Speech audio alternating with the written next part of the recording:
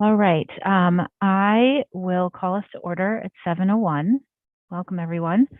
Emily is in the process of putting the meeting materials onto the website, so we apologize for the delay in that this evening. It's going to take her a few more minutes, but she will work as we work through commendations and our initial business. So I will ask if anybody has any commendations this evening. Sarah? This is somewhat outside the scope of the schools, but I feel like she's part of the schools because she's been with us for so long. I want to commend Chris Stevens tonight. It would have been her last night of covering our school committee meetings and reporting on local news in Marblehead, but due to a family emergency, she actually is going to have to watch the recording. But she tried and true for years and years. Chris has come to all of our meetings, even when there was only one or two people in the audience. And going back many years, I've always enjoyed, sitting next to Chris and seeing how involved she was in all things Marblehead, and she just seemed like part of our town, and she'll really be missed. Her reporting on Marblehead schools would be very much so missed. She was a great partner whenever something exciting was going on in the schools. If there was a fundraiser or an event like a fun run, Chris would show up and give that coverage for all that great work happening. And I think it's going to be a giant loss for our community. And I just wanted to commend her for everything she's done. Thank you, Sarah. I was just catching up on all of that news. So yes, I agree with that commendation wholeheartedly. Does anybody else have any commendations this evening? No? All right. That moves us along to Yasin. Welcome, Yasin, and I will hand it straight over to you. Thank you. We haven't been super duper busy, but we still have some updates. I wanted to commend Alexis Earp for winning the Brotherhood Award from the MA chapter of the Jewish War Veterans. They give this award to an individual for community engagement, strong school citizenship, and academics. As I'm sure many of you know, February 7th, MVMS, MHS, and Village went mask optional. As far as MHS goes, I believe most students are not wearing masks, but there are still many of us who are wearing masks. So I'd say that we handled the transition pretty well. We also started a COVID testing program. So we're handing out those weekly COVID tests, and that's also been a really good event. On February 9th, the National Honor Society had a fundraiser, and on the 11th and 12th, the Drama Club had a showing of Macbeth. Today, members of our National Green School Society went to Village to lead an eco-brick workshop with fourth graders. It's basically like reusable plastic that they can build things with. It's really cool. Tonight, the finals of Marblehead's Got Talent are at the Cabot Theater. I want to wish everyone who's performing good luck. The sophomore class sold tickets for their semi-formal, and they're going to have around 140 people, which is pretty exciting considering our times. And their event is on March 11th. Freshman class held their Valentine's Day fundraiser with Stowaway Sweets. The senior class is working on senior show and their raffle. I wanted to give a shout out to the swim team as well. They had an excellent NEC championship meet. They won 14 events and the overall meet. And girls and boys basketball have games tonight. Boys have their senior night, also with a Best Buddies event, which is an organization that creates friendship for people with disabilities. And girls also just made the playoffs. So congratulations to both teams. All such good stuff. Thank you so much, Yasin. Yeah, thanks for having me. Appreciate your report. All right, that leads us to public comment. I will ask that anyone who wants to make public comment, please use the raise hand function and we will call on you. We will also ask that people keep their public comment to 3 minutes or less, as stipulated in our policy. This will allow us to hear from everyone who wants to comment, but we'll also keep our meeting on schedule as we are looking at everything for the district. All right, Elaine Demore.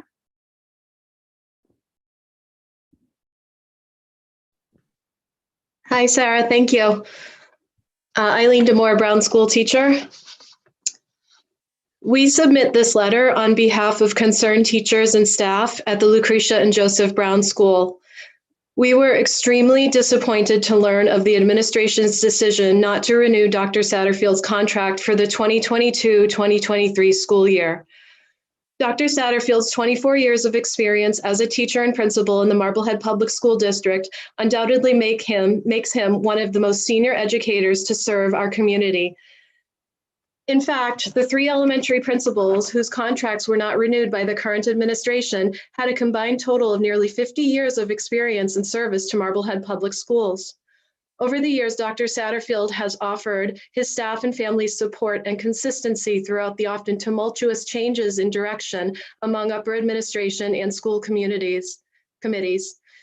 He has displayed those same leadership qualities throughout his tenure as principal of the Gary and Coffin schools, helping the school community navigate through sudden school closures and subsequent moves.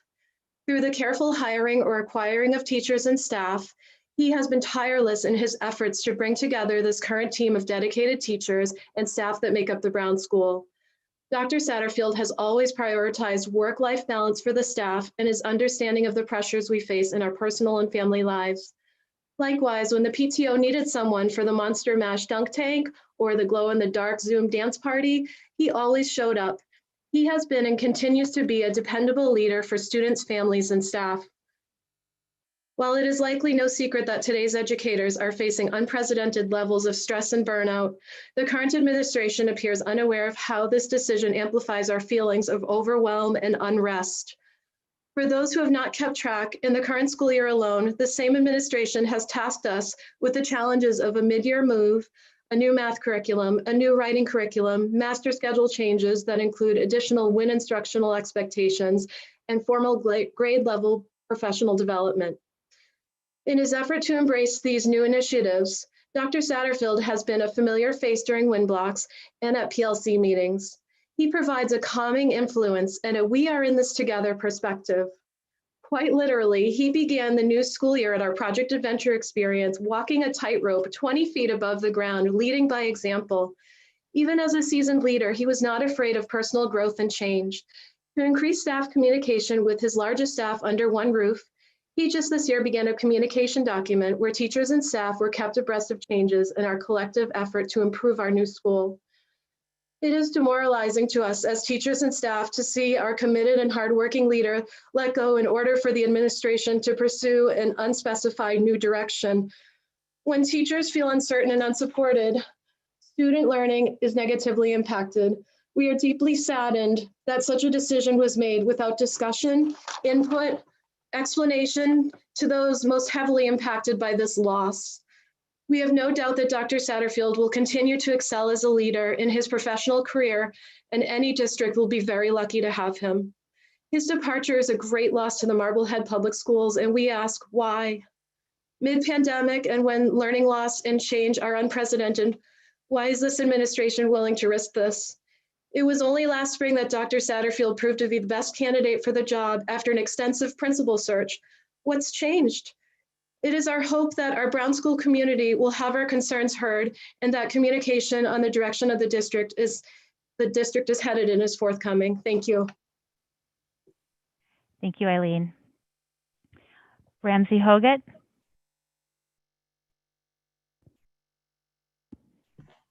Oh, hi. Hi, Ramsey Hoggett, 45 Norman Street. I just wanted to comment. Just first of all, thank you. I mean, the policies you guys have done to date this year. I mean, you've avoided remote learning while other Boston schools haven't been able to avoid that. You've reduced absences, prevented disabilities with long COVID, and you saved lives. We don't know how many, but you saved lives.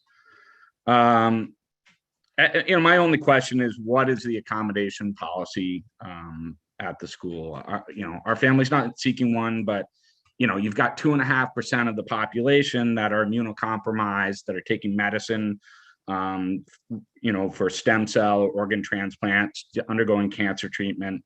And you've got kids that aren't in school for the last 2 weeks after your most recent announcement. Case rates have spiked low. That was predictable. We could have predicted that a few months ago. Last spring, we did have a spike up again after April break, as you mentioned at your last meeting. But if you look at the numbers, if you look at it and say, all right, so you've got 51 cases in the 19 and younger age group, the 2 weeks before Christmas last year. Then you look at it and say, all right, well, you had 180 cases the 2 weeks after Christmas, right? 2 weeks, first week, 2 weeks in January. When you went at mask optional, we were at 75. So we're actually, when we went mask optional, you're actually at a higher rate of cases than we were before the Christmas break. And then you're also seeing a reduction in testing. So, you look at that and you say, oh my God, like for the risk is not reduced for an immunocompromised person. And telling them to wear an N95 mask during a pandemic is the only solution. That's not a solution, right? You can't put that on a kid. You can't ask a kid to be responsible for their entire family. You can't ask one kid alone to do that. CDC basically makes it very clear. Your mask protects other people. Their mask protects you. And your mask also protects yourself, right?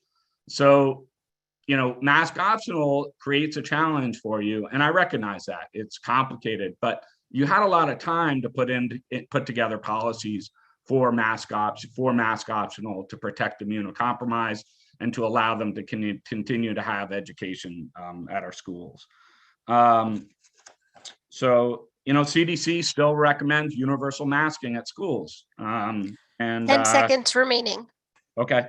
That's about it. I think it's unreasonable during a pandemic. Putting that pressure on a kid to wear a mask perfectly, it's completely unreasonable. And you run the risk, not at our school, but across the country, of some kid thinking that they were responsible for a family member's death. And that's scary. And I think you need to really think hard about it. Thank you. Thank you, Ramsey. Grace Wolverton.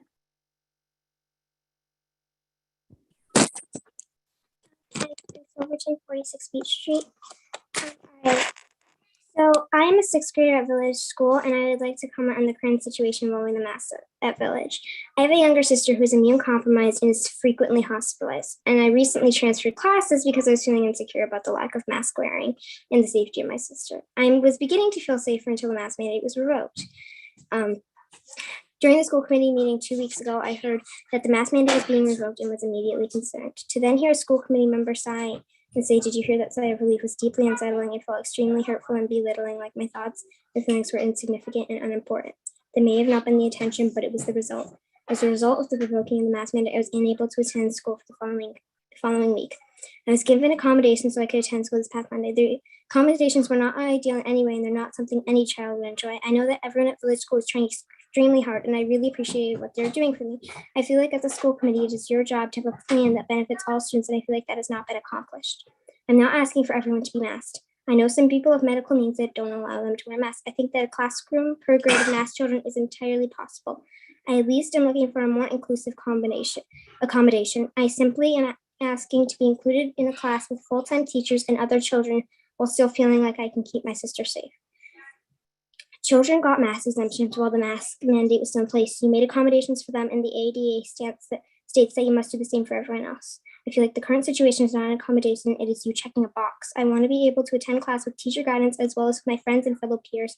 I simply want to be included. I do not feel like this is a big ask. I just want to be able to get an education, keep my family safe at the same time. I would also like to say that the teachers and staff at Village School have gone above and beyond to help me during this difficult time, and I do not feel like this is their fault. Thank you. Thank you, Grace. You did a really nice job. I know how hard that is.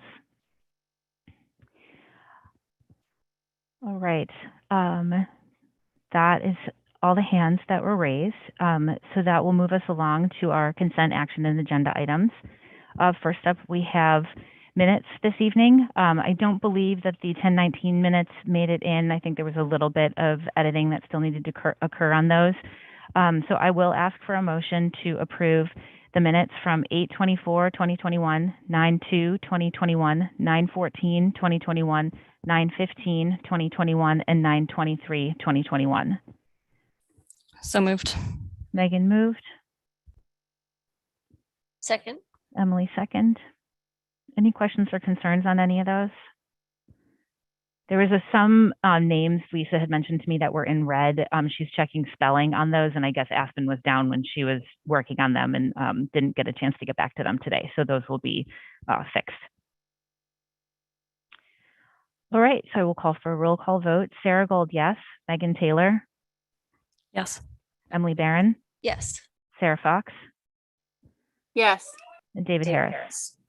Yes. Okay, thank you, everyone. It was passed 5-0, and thank you, Lisa, for all the hard work on those, and Emily.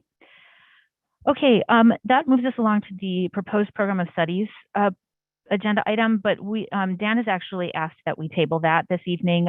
He is going to come back to us on the 3rd with a more comprehensive overview on both the program of studies changes as well as the pieces being worked on with the schedule for next year. So he made that decision to ask that it get tabled. Sarah, did you have a question? Yeah, two things. I received a correspondence regarding this that I sent out to everyone. And after having read that, can I just request that any memo or explanation or show or I'm sorry, my words are failing me, or presentation that might be made be available to the public ahead of time. So any students or parents at the high school that have concerns about the program of study changes have an opportunity to review those and make public comment. Yeah, so Dan's memo from this evening is up, correct? Or it's getting there. We're having some technical difficulties on that. All right, so it will be there. And then yes, as so when if anything changing from there, just that will add that. Thanks. Okay, David. Through the chair, if I unmute myself. So I don't necessarily disagree with that, Sarah, but part of the challenge is it doesn't technically become a public document till it's presented in an open meeting. So, and oftentimes, and I think back to when COVID first started in 2020, and we went through some changes about going remote and going hybrid, and we put a 12-page document out about what the schools were doing, and the superintendent didn't have a chance to present it, and people make various assumptions by reading a presentation without the person having to explain it. So I think that creates a lot of difficulties. I certainly don't think there's a requirement that anything, by law, that anything needs to be out there. We need to present our documents at the time we have a public meeting. And so certainly if Dan has that information and, somehow we can make it available, but it becomes challenging when the presenter of an idea, doesn't. It would be like if, we put out all of our building committee documents, a week in advance of the meeting before the architect or the OPM or anybody has a chance to discuss them, and people are trying to sift through them and figure out what they all mean. So, and the second piece about that, Sarah, is it's great that someone left you an anonymous letter, but I think generally we don't respond to anonymous letters. They need to be name and date and address of who the citizen is. So while it's great that they left you an anonymous letter, I think we generally don't respond to anonymous letters as well. Megan? So I think, with this, I appreciate wanting to get the information to the public. But I do agree with David here. And I think we've seen this a number of times where we push out documents before we have a chance to actually have them presented at school committee, because there will be questions, but quite often, those questions are answered in the presentation. And I think one of the things that I've, not to be a beating on the drum a lot of times, but what we talked about in our retreat also is having something presented, having the chance to digest that information, and then coming back and voting in the next time, because we do want to make sure that the public has the opportunity to make public comment, but we want that based on the Right. information that's presented. So I think I'd recommend that we take that approach. I think that's a good point. We have talked a lot about, unless there's some, schedule of bills, for instance, we vote our schedule of bills. We don't present them and then wait 2 weeks to vote our schedule of bills. But you're right. I think we have enough of a past practice when things are presented, whether it's readings of policies or the like, that we might present them and then vote at a future meeting. I think that's a good point as well.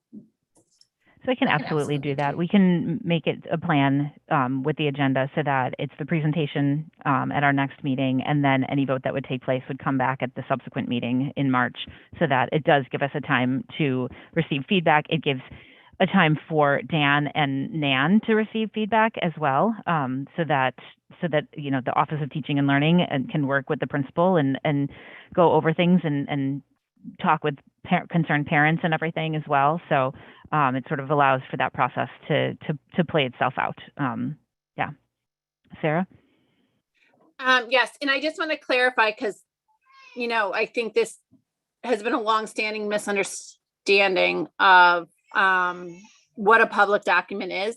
If a public document is on a server at any point that's funded by public money, if it's created on a computer funded by public money, if it's sent via an email that's funded by public money, it is immediate. And I think we actually should have legal weigh in on this once and for all, because it seems to be that there's an ambiguity. But I know that one of the court cases that our legal team sent out to us clarified this to that extent, and gave us bullet points that just stated exactly what I just said. So I don't know if it's that we pull that back up and reread it, or we have legal come and just say it once and for all. And because reading the document was not clarification, but it's that is the qualifier of a public Yeah. document.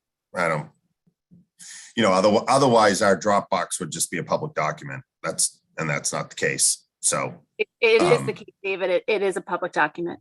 It is the case. no, our Dropbox is not a public Dropbox. We don't, everybody, If someone FOIA'd, we don't post it.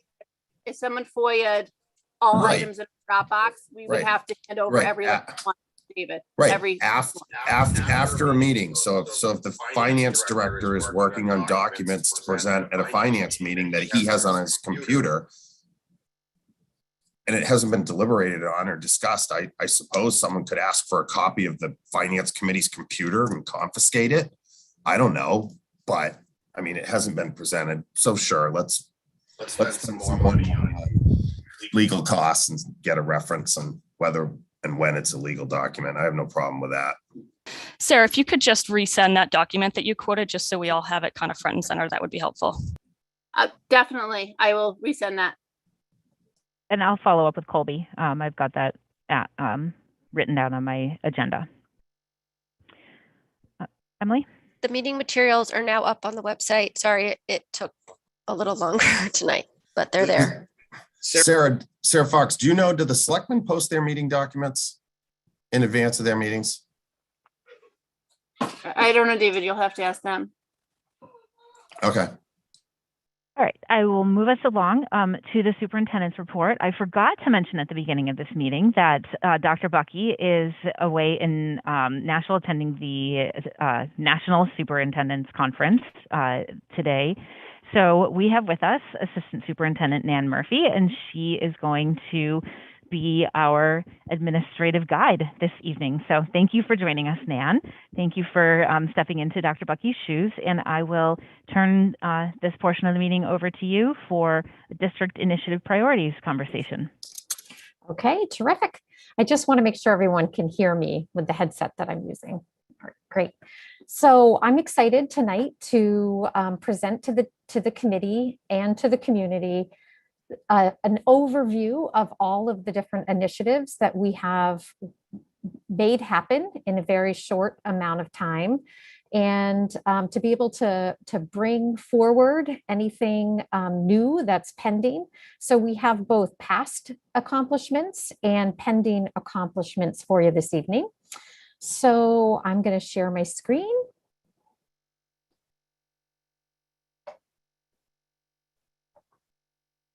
Can you see the presentation, guys? Yes. All right. All right, so the overall initiative that Dr. Bucky and I have set forward is around alignment. So when we came on as a new administrative team, we spent a lot of time talking with teachers, talking with building leaders, and trying to unpack what are some things that are going to become priorities for the new administrative team. And it was quickly discovered that both teachers and administrators were looking for alignment. So alignment throughout grade levels. And so having a comprehensive understanding of what happens at each grade level as it relates to state standards, to assessments, and to reporting out to parents. So already on the table when I arrived was the need for the selection and implementation of new math curriculum K-8. So that was already underway prior to COVID. And so regardless of the challenges of teaching during a pandemic, we gathered together a group of 22 educators and leaders and were able to select last spring a new math curriculum K-6, and then a new math curriculum for 7 and 8. So this year, those teams have been getting some professional development and offered times to work collaboratively as teams to unpack that curriculum and to bring about the more inquiry-based philosophy and pedagogy around teaching math to students. It is a challenge, to say the least, to bring new curriculum forward, but our teachers are doing remarkably well. And for all of the challenges of having to learn the layout of a new curriculum, our teachers have been getting really good support through our district math lead, who is Leela Dixon, who's been doing some really great school-based professional development with the team. The other thing that was quickly brought to my attention, or that I noticed, was that there was no common assessment throughout Marblehead. So there was no tool that was currently in use to be able to gauge how kids were doing in a formative manner. So we brought on iReady, and that data program provides us information on how our students are doing K-8 based on grade level standards in both ELA and math, and also provide teachers with materials to help with differentiation and response to intervention, and to be used during the WIN block for instructional small group instruction, as well as what they call My Path, which is where students can log in and be exposed to standards-based instruction at their own level. So they're able to work and practice at their skill level. So those two things are implemented and running well. Teachers are being supported with professional development, and starting to have some data conversations around how kids are doing with kids, and using those data sources to help kids set goals. So we also rolled out a aligned K-3 master schedule, and this master schedule prioritizes inclusive practices and professional development for teaching teams. So all of our teachers are able to be professionally developed once a week by a coaching staff, and I have gotten very, very positive feedback from that opportunity, and teachers seem to be really doing well with that. They appreciate being able to collaborate with their grade level team members and to share resources and information. Further curriculum alignment, we did not bring on a new math program. We aligned, a new writing program. We aligned what was already in place in the district. So at this point, it is a fully aligned K-6. in that teachers are now all using what was purchased and continued to be purchased for teachers. So it's not something that I brought to the district. It was here in the past, but now the expectation is that all students have that opportunity to be exposed to that writing curriculum. And because it spirals, that's important. I have here that we also reviewed and updated grade 9 ELA texts, and I actually meant to write grade 9 through 12. So last summer, working with Lindsay Page over at the high school, our English department spent a great deal of time looking at their texts and updating for both diversity and just, is there better literature out there? And so they examined those, they looked at the standards that they teach, selected texts that were more updated and appropriate, and we were able to fund some of those sources to come into new instructional settings. And we are working to align our curriculum. That is a process that has been happening K-12. But this year, working with Dan Bauer and his teacher leaders, we're really starting to compile all of the different pieces of curriculum and documentation to compile it to begin to develop some of the work that we're doing as a planning for success team. So those pieces of curriculum are there. They're just not visible and in a cohesive manner. And so we're working to make that more transparent and organized. Next up, we have the alignment of instruction. And so we are lucky in that the school committee supported bringing on some more instructional lead teachers. So we have actually teachers at the K-6 level that guide our instructional support for teachers. That means they're able to provide the professional development I discussed. They're coaching in classrooms if teachers are struggling with anything from a planning lesson to implementing a lesson to student management. These are all expertise teachers, and they go in and help support teachers in those situations. They also meet weekly with principals and have their work aligned with school goals. Again, the targeted professional development is provided regarding whether we're unpacking standards in math, whether we're talking about how we're going to align communications around homework to families, what are we doing instructionally and ensuring that it's happening across all grades and in a cohesive manner and getting communicated out well. We're also working at aligning district professional development. So prior to our arrival, principals would have their hour with their schools on Wednesdays. And when I started talking with teachers and leaders, there was a sense that they would appreciate some unity and alignment to the professional development across schools and across content. So we prioritized our math curriculum. So teachers are getting some of the support from our program providers during that time. We have concentrated professional development on our diversity, equity, and inclusion work. And then in November, December, we started talking with more teachers and getting the sense that there was a lot of people feeling overwhelmed with different things that were happening in the district. As you're hearing, there's a lot of momentum.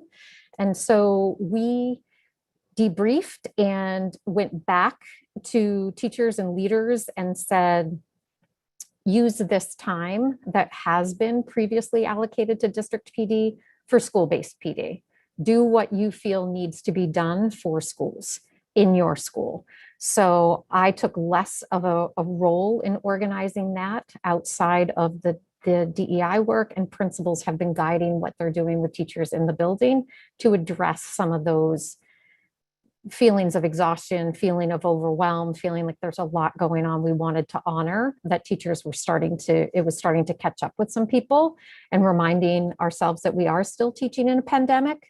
and allowing some space for that. In fact, we had an early release day, 3-hour early release day when students were dismissed, and we had PD planned for teachers.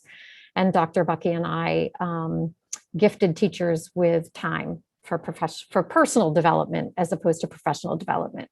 We asked teachers to go home, to walk on the beach, to meet a friend for lunch, to have a cup of coffee with a colleague, and to just enjoy themselves personally, in the hope that the better we are emotionally and personally, the better we are as academic providers. So our professional development around multi-tiered systems of support has continued, and particularly at the middle school and high school level.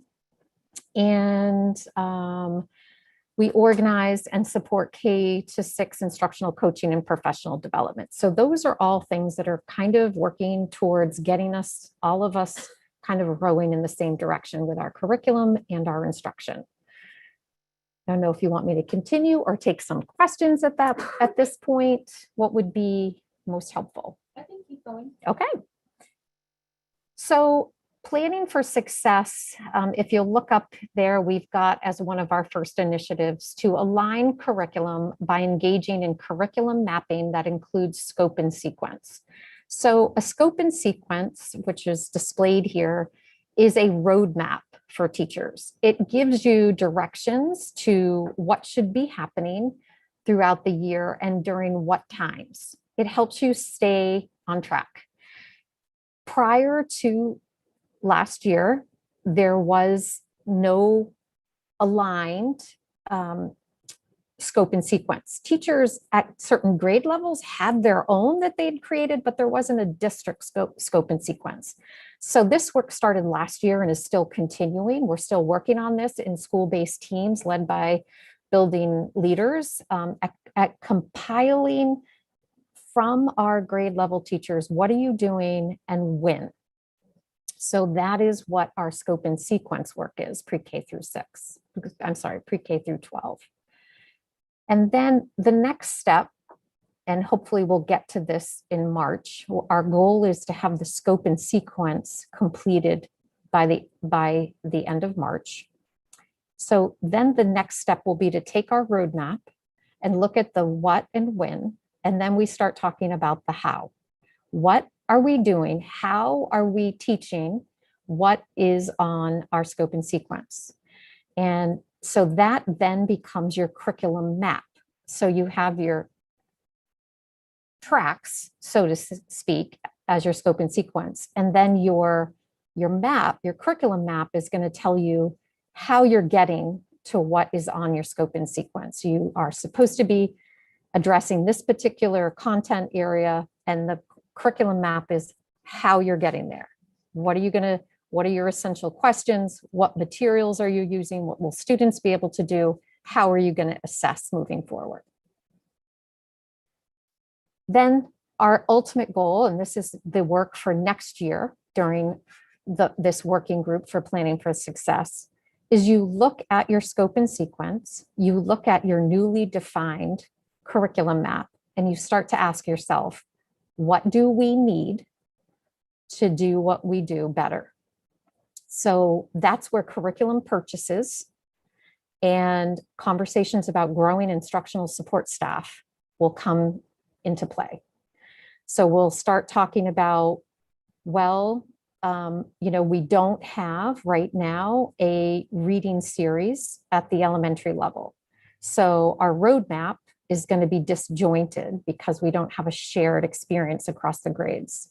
So what can we do? What purchases do we need to make? And then we're going to do the same for social studies because there is no social studies curriculum either. And then, at the high school and at the middle school, they'll be looking at their content areas, using their map and making requests based on what they need to get to where they're going.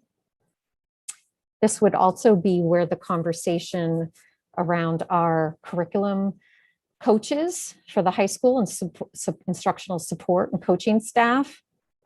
Once we have, right now we have a substantial amount of money that we allocate to teacher leaders. So the teacher leaders are, I changed the job description last year to be more curriculum forward. And so their work this year has really been on supporting curriculum. And so they are a big part of helping principals collecting all of this information. And once we get all the information collected and sorted and figured out, then we can start conversations about expanding those instructional supports. Our diversity, equity, inclusion team has been meeting. This is has been very exciting. We started this team last winter. Since we've been able to establish the team, we have now grown to the point where we have every school has a student DEI team. So we have student-led opportunities in every school.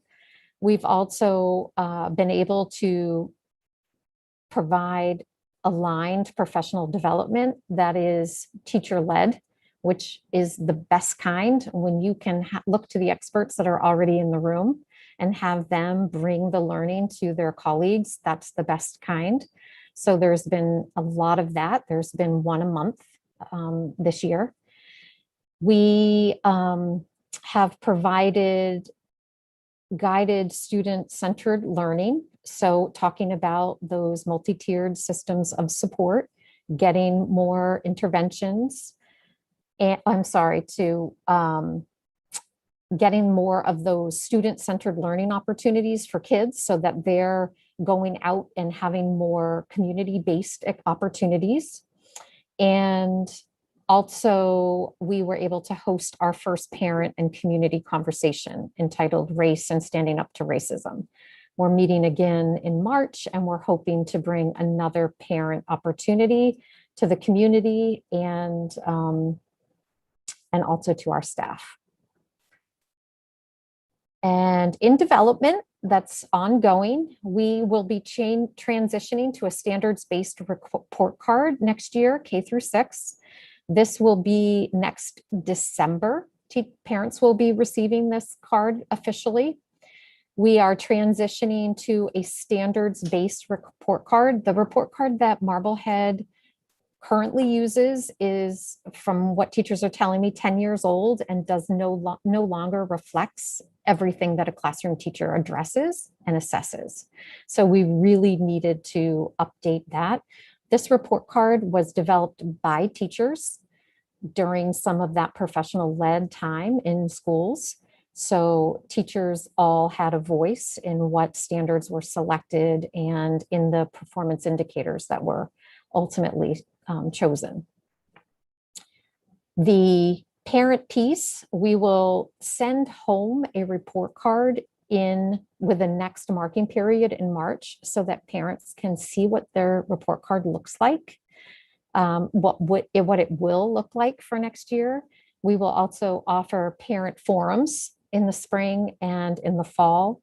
And I'm also bringing in with Rebecca Brand a professional in standardized grading and assessment to work with teachers, because this is a shift in looking how you look at student work and how you look at rubrics and how you look at assessments, and helping teachers prepare for this transition. So when it comes, it's going to be very natural, and they'll know and have all the resources available to begin the year with the standards-based approach.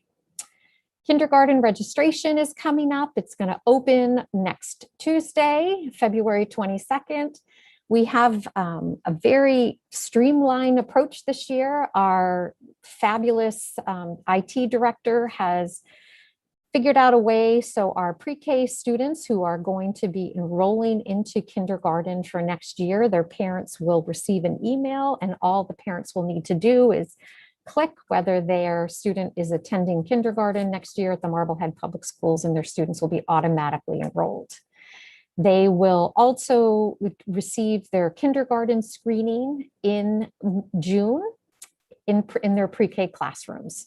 So that data will then be able to be used for our pre-K assessment and benchmarking for the pre-K staff, as well as all be ready and sorted for our kindergarten staff. New parents will get the same opportunity to start registering on February 22nd, which is next Tuesday, and we will have screening opportunities for them both in June and in August. And we are also beginning to talk about and work around how we are going to fund our summer program. Initial conversations are around still targeting our struggling readers, our students that need some support with decoding and some phonics-based work.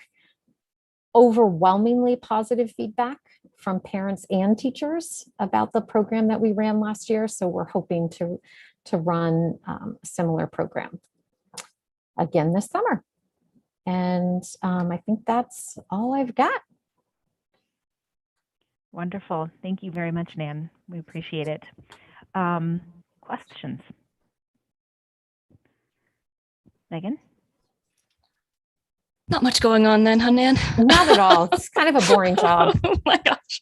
I took a lot of notes, but I don't really know where to start. But I guess maybe just with the pieces that you have in motion at the moment. Okay. Yep. The math curriculum in particular, and I think just because it's on mine, but maybe just thinking about as we roll out new curriculums. Is it possible, and I know the teachers, have to get up to speed too, there's a learning curve, but once they've kind of got it under their belt, to do kind of like a show and tell for parents, because it is a shift, and it's a shift to the way homework is happening for some of our students too. So just, so the parents know, what this curriculum looks like and how it impacts their students.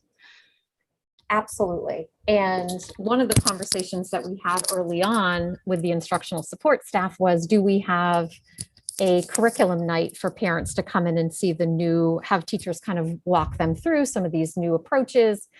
And the feedback we got is, please just give us some time to figure it out ourselves before we're asked to present. Yeah. So it's on our radar. It's something that we have every intention of doing. We just want to do it get at a point when teachers feel really confident in being able to say what were some of their experiences like, and what maybe even have some students leading conversations for parents that night, telling them what it was like from a student perspective. Mm-hmm. So that is something that we intend to do before the end of this year. Okay. All right, great. The changes for kindergarten registration, I think that's great. I think that streamlines it and makes it easier for existing parents. So that's great to hear. And I may have asked this before, so I apologize, but how do we communicate those dates and that information out to new families? So I am going to contact our local press, and last year we publicized. We also contacted other pre-K programs and sent our flyers to outside pre-K programs to ask them to share with families about the opportunities here in Marblehead. We will put it on our website and push it out at, different avenues.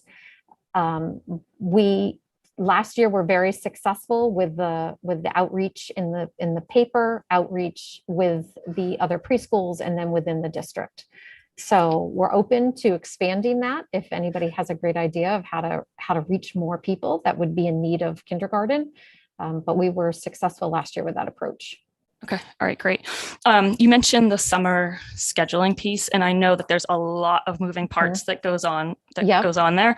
Yep. But I think some of the feedback that I've heard is just getting that scheduling to parents sooner rather than later, because it's really hard to get your children there when you don't find out until kind of the end of the school year, because parents are working, they've got a plan, they've got to figure out how to make that happen. So if there's a way just to, I know you've got a lot going on, there's a lot of variables, but if we can just kind of try to get that information out to parents as soon as possible. Yes. So right now we already tentatively have 4 weeks penciled in July, but we are looking at our funding to see where we want to make sure we can cover all of our bases with the funding. As soon as we get that determined, it will be early March when those dates go out to families. Okay. All right. Thank you. Because our intention is that they come with the commitment that they'll attend all of the days. It'll be an intensive spiraling curriculum, and daily attendance will be most advantageous for the students that are in attendance. Okay. All right, thank you. And then just more of a, I don't know, first questions. There's a lot of initiatives that that you went through, and I think, you know, like you've said a number of times, it's kind of meeting some requirements that we haven't been meeting, and so that work is, you know, time sensitive, obviously. But from this list, I guess I'm not 100% clear. Are we kind of wrapping these up at the end of the school year, or does that all kind of continue next year? So our goal for next year is to just continue to do what we're doing now and do it well. So teachers will not be getting anything new to implement. We will not have any new programs. It'll be year 2 with the new math program. It'll be year 2 with the new math program. It'll be year 3 with our writing expectations. And so there will not be anything new introduced to staff. We're just going to be focused on looking at our instructional practices, unpacking our curriculum, and make sure we're all in alignment with how that data is collected. We're still getting used to our data source and working with understanding that reporting and utilizing all the resources that come with that data source are vast and can be overwhelming. So it's just going to be about getting to know what we have and getting more comfortable with it. Okay. All right, good. Because that was, you know, like I said, I can appreciate that there's a balance, right? Of kind of making the changes that we have to make, but also, and, you know, we heard it in public comment that, you know, the impact, we have to consider the impact to our staff too. Absolutely. So I think that was one thing that's kind of been bubbling in the back of my head. Yep. But okay. All right. Good to know. I think I'm good for now. I can't promise I won't follow up with you later, but okay, great. Thanks for all the information. Awesome. Sarah? Okay, so I've been taking notes as we went along, so I apologize. A lot of this, we're going to start at the beginning and then work our way through. Sure. So when we talk about the work we're doing with the MTSS, one of the things that has come up in a lot of conversations, at least at the school advisory councils that I've been to, is, you know, the benefits that come out of the MTSS, but also the fact that to really maximize the impact, and from everything I've read on MTSS, this is true as well, that you need the right staff to student ratio so that people can really be able to break down those small groups and give everybody what they need in their classrooms.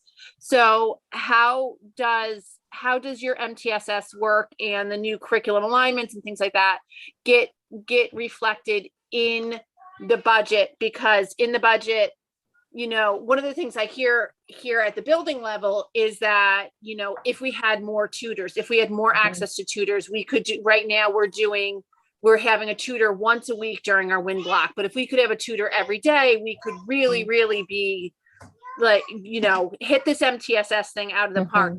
So how can we give this great option, or this great path we're taking, the wings it needs to be fully successful, and how does that look in our budget? So if you don't have that right now, if you want to come back with that later, you can. It's just one question that's kind of been at the forefront as we go through this stuff. No, I feel confident enough to be able to give you a rationale behind that. So I'm coming from urban education where we had nothing. And we had to rely on our mindset that all children can, if we as teachers give them what they need to be successful. And so that is MTSS. So it is advantageous to have more staff. It's always going to be able to break kids up into smaller groups, but it's really about skill level and developing the understanding that we can't teach to just certain students, that we have to get every student what they need to be able to access grade level curriculum. We can't take a student who's not able to access 3rd grade reading standards and send them with a tutor to do 2nd grade work we have to keep them in our third grade classroom exposed to what we call tier 1, which is our solid, good instruction. And then we have to, within that instructional block, find a way to scaffold for kids. So it's a lot of work. It's about giving teachers the professional development they deserve to be able to do that really well. It's about providing a win block in the schedule so teachers have the time to meet students at their independent level in small groups.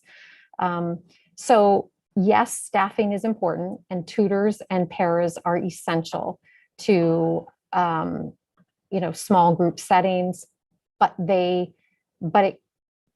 we have to get to the point where we have the skills developed, it's not that we can't do it because we don't have the staff. We can. So I want to be respectful because you do come to us with a lot of experience, but what I've often heard you say, Nan, is how you've come, from a background of at-risk districts, and we're not an at-risk district, and we don't want to operate as if we are one, or that we're trying to move out of being one, because that's not where we are, and that's not where we want to be. Right. And I think it's really important to,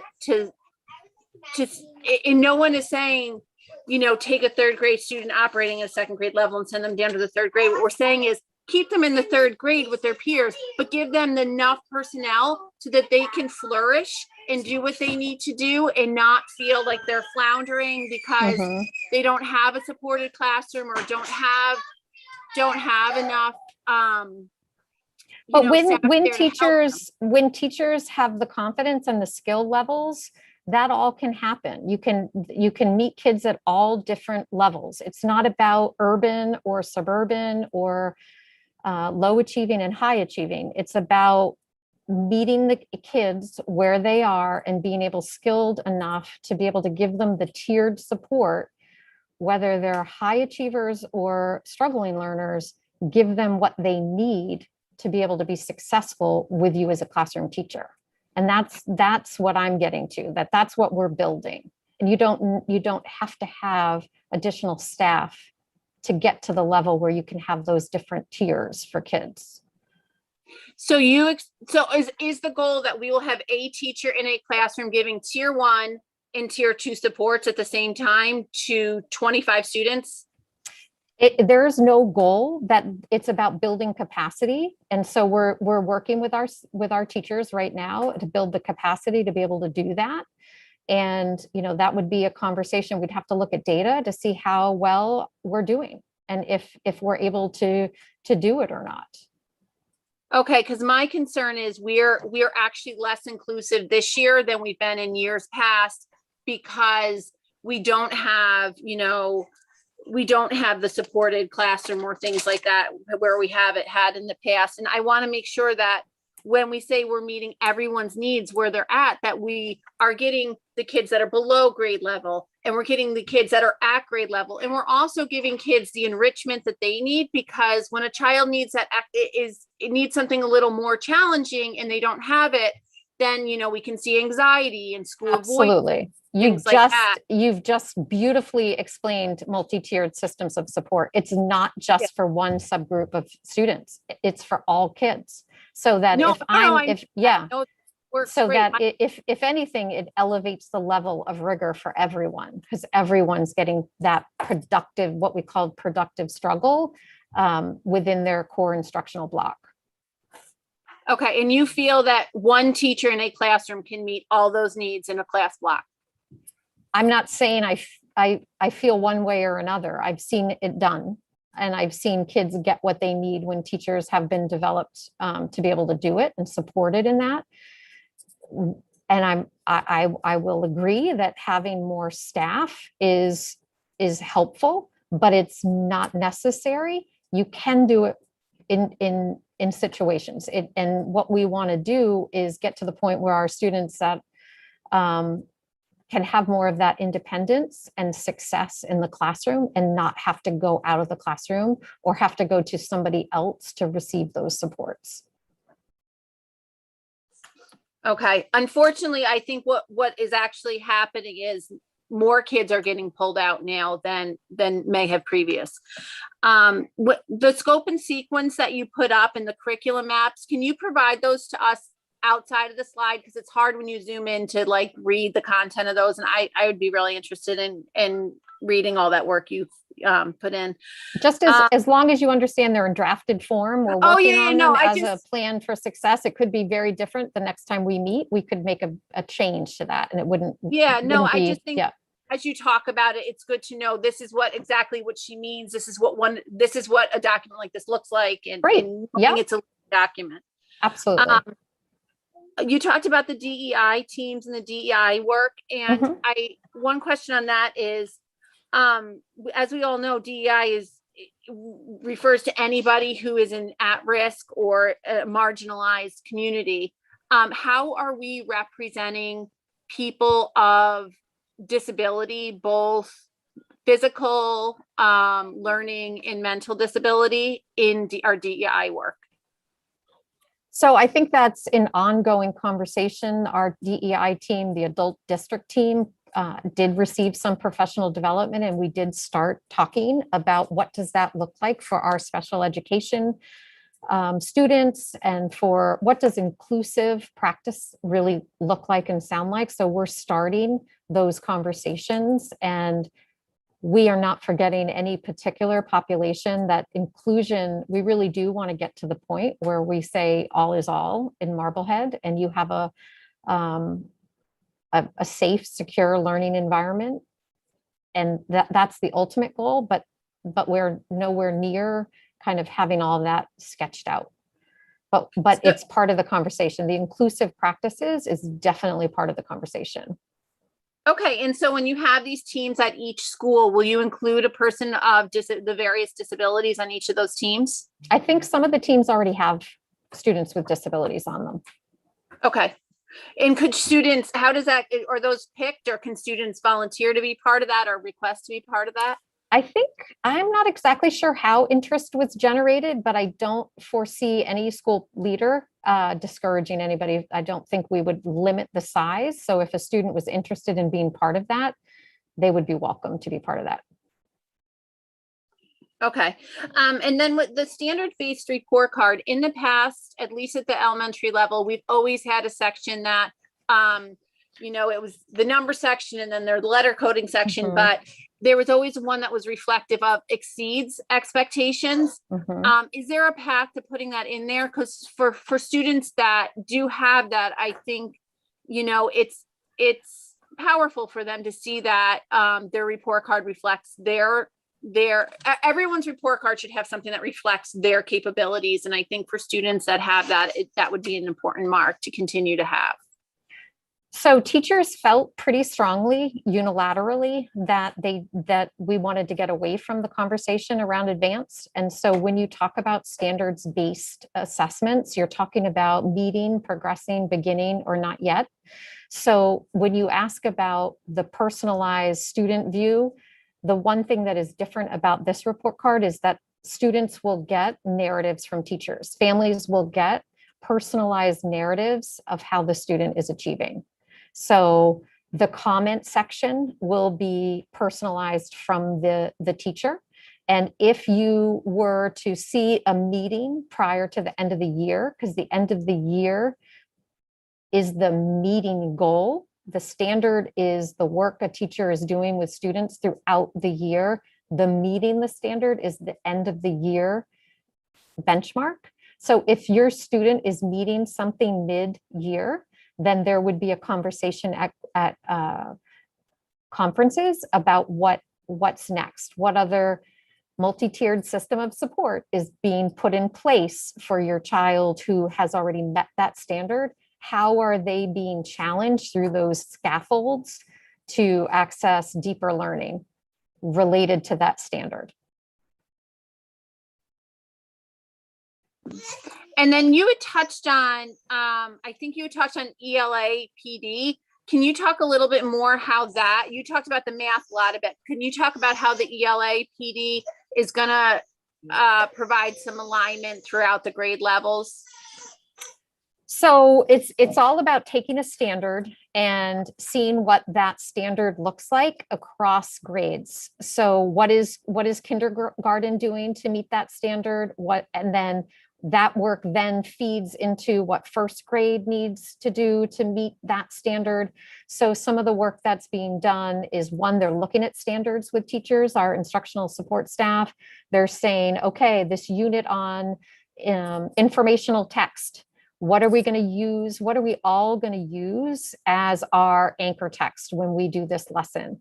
What kinds of questions are we going to present to talk about characterization? What are we going to use? How are we going to develop an assessment to measure whether students are able to master this particular standard? So those are the kinds of things they're talking about in the classroom settings. And they're also talking about high-level questions. What do we ask kids about complex text to help them become deeper thinkers when they're reading? So those are just some of the examples that I've seen coaching staff talk with teachers about when they're coaching them in literacy. So the teachers will get PD on that? Oh, okay. Yeah. Yep. They have been getting PD, a lot of writing PD in particular right now. So they've been getting that. Emily?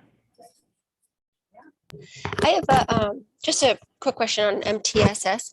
Mhm. So have we fully implemented that? No.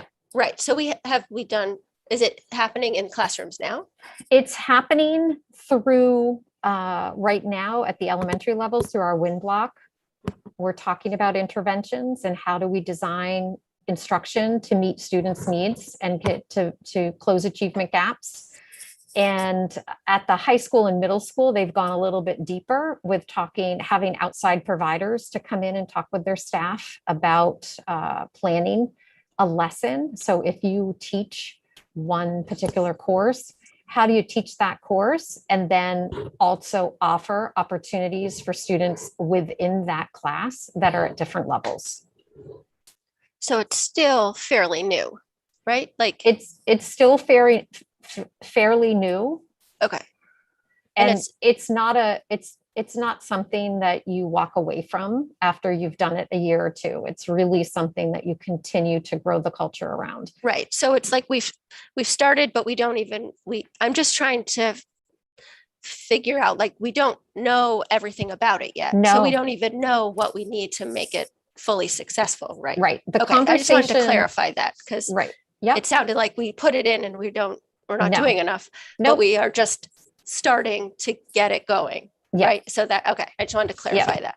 And again, our teachers are amazing. Yeah. This is not easy work. When you take a lesson and have to decompose it, if you will, to be able to reach, 5 different skill sets, that's hard work. Right.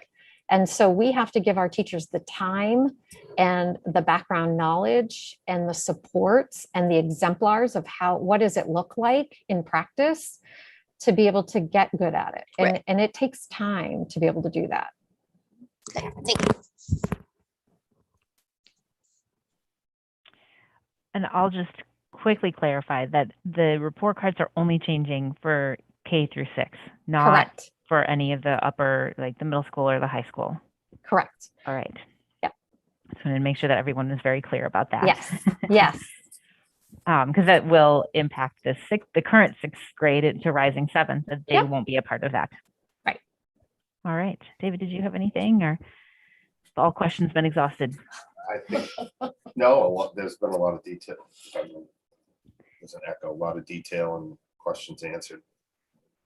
All right. Well, Nan, thank you very much. That was wonderful to hear, and we appreciate all the work that's going on by your office as well as everyone throughout the district in the classrooms. Okay, that leads us on to our early education organization. So Paula Donnelly, our Director of Student Services, welcome, and I will let you take it away. Do you need to share your screen at all, Paula? I don't. I think this can be fairly brief, but I'm certainly open to answering any questions. So obviously there was a shift in the early education programming for this year, with the addition of the transitional kindergarten class. We've been working on getting some feedback from parents. We met with the preschool and TK teachers yesterday, and tried to get a sense of how they felt like the year has been going.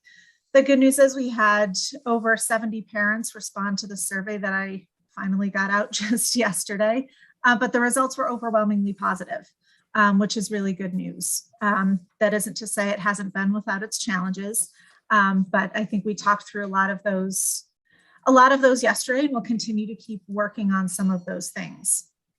But one of the things that was a challenge to start the year off, especially for me, not really having been an in-depth part of the planning for the change coming into this year, was the start times, finish times. All of that was certainly an issue. So in short, what we intend to do next year is to make the shift for pre-K and the transitional K to all operate on the whole from 8:15 to 2 p.m. Monday, Tuesday, Thursday, and Friday, and for all of those kids to have a half day with a 12 noon dismissal on Wednesdays. So that's adding a half day for our existing pre-K program. The half day would be a little bit shorter. Right now it's 12:30. We would do 12 for next year, just to try to, the primary reason for that is what I would like to see us do in the afternoons is to have the afternoon time be a smaller group of students so that those students with disabilities are getting a little bit more intensive services during those times without quite as many peer partners that are in the room. That would build, these hours would build in a little bit more common prep time for the teachers. That is also in line with their contract, and also allows them to participate in those, kind of after school collegial activities that sort of are naturally occurring.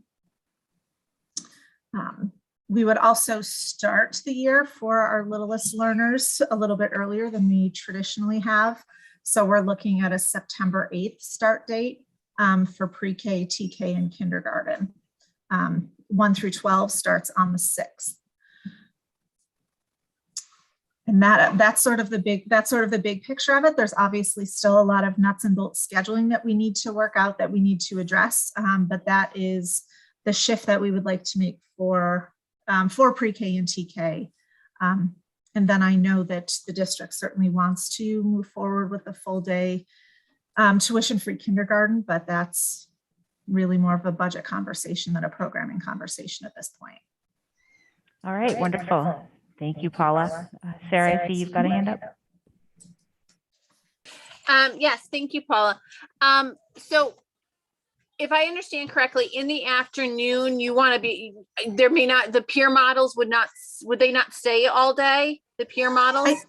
I think what we would do is we would cap the number of full day peer partner slots so that those class sizes in the afternoons could be smaller, so that students can get more intensive services. Because one thing that is lacking from our preschool programming right now, and I say preschool and I'm including the TK in that as well. One thing that is lacking is a more clearly defined continuum of services, which is required by special education regulations, is for there to be a more delineated, like these are the guidelines that we've set up for students to require this much programming. These are the students that really require the full day, 4 days a week. And this would allow for us to be able to provide that full continuum of special education instruction. Okay, so would we be affected by the ratios to peer? Because I know that there's rules with ratios for it to be an inclusive. I'm forgetting the terminology, but there's ratios. Yeah, there are. So it's so the regulations are around instructional groupings. So there is a balance that you have to, and it's not even 50%. It's the number of students with IEPs per the number of adults that are in the classroom. So it is capped at, I think it's 7 students identified with disabilities with 2 teachers that are available. So that part of it is, we would still be aligned with that. Okay, so there's not the peer model piece, because for some reason I thought you once said we had to have one more peer model than there was. So what's interesting is I did call the Department of Education about it last week, because, you know, there are some sort of gaps in the regulations, which they acknowledged as well, because like everyone believes there has to be that 50-50 thing. It's not so clearly stated that it's got to be 50-50. One of the things that comes up is what happens if you have a student that might have just occupational therapy as a service, but like, you know, behaviorally, socially, language-wise, they're functioning right at a developmentally appropriate level. Are they considered a peer partner, or are they considered a child with a disability when they can serve, is a model? You know, obviously IEP or no is a binary choice, but interestingly, DESE didn't say, yeah, no, that you could, that's it. It's either one or the other. You know, they allow for some of those shades of gray as well. So what I think we would be looking at, because not every student that has an IEP requires a full day of instruction either. Some of them are only there half day. So the afternoons may have a mix that is closer to 50-50, or it may just be students with just disabilities in some of those classrooms. But I think we would want to make sure that we have the full continuum available to folks. Okay, so that wouldn't give us any problems with, I just wanted to make sure we still could call our program like an inclusive preschool program, that we would have enough of the ratios to meet those requirements. Right. Yeah, so the language is actually is integrated, not inclusive. And this would be, and this would be aligned with what other neighboring districts do.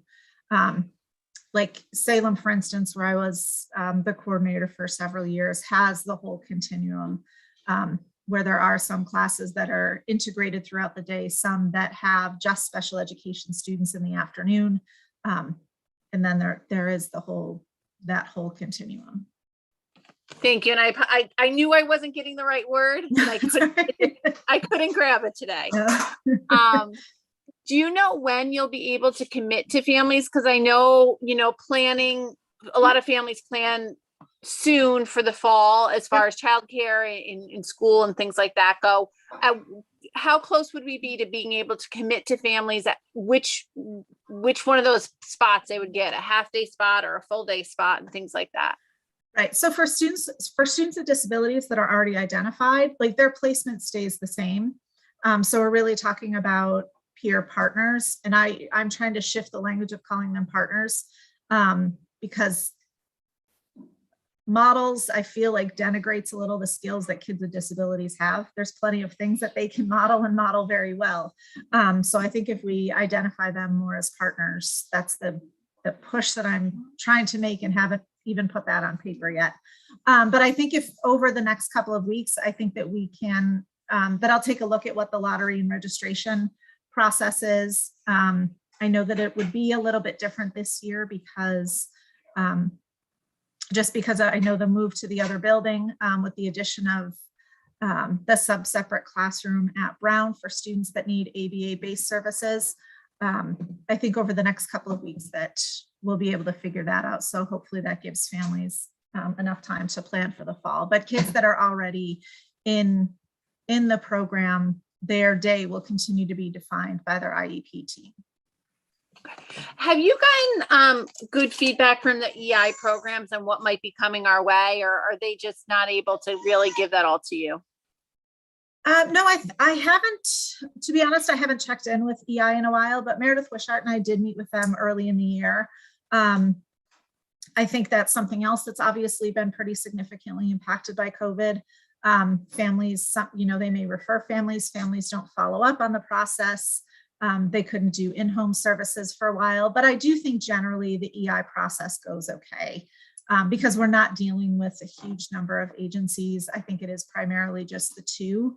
I think that we're seeing a bigger influx actually of community-based preschools, and parents feeling a little bit anxious about their kids being ready for kindergarten, which is certainly understandable.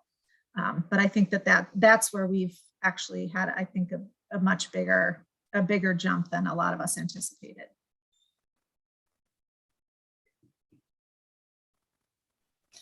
Megan, did you have So a actually, question? Sorry, to that point, one of the things that I was talking with at least a couple of our admin team about was maybe doing some collaborative work with the local preschools, or offering them some collaborative work with the local preschools, especially around some of the things around like speech and language development, fine and gross motor skill development. Some of those things that, I think that, for everybody, COVID has sort of shifted the goalposts a little bit, and, helping them to understand what we can expect to see that are all within the normal range, knowing that within the normal range is a very broad range.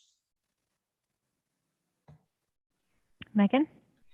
Yeah, thanks for this, Paula. I appreciate it. And I'm, happy to hear about the addition of the half day on Wednesday.